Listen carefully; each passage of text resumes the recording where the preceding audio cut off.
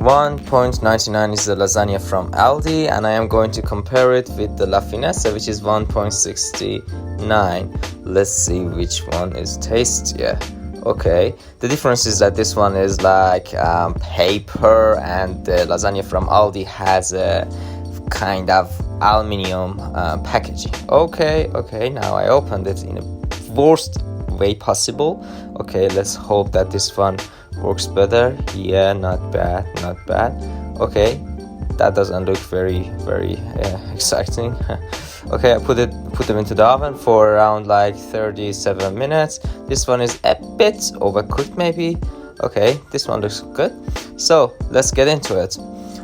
First, this one, La Finesse. It is like somehow not that much in it, you know.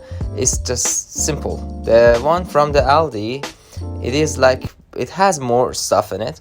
Generally, both are very normal lasagnas. They're not that exciting, but I think the one from the Aldi, it's a bit like, you know, I think it's like it got more stuff, and no wonder that it has like more also calorie. It is like more calorie compared to the other La Finesse. So generally I like the Aldi one better, but I should say that both of them are like quite low quality.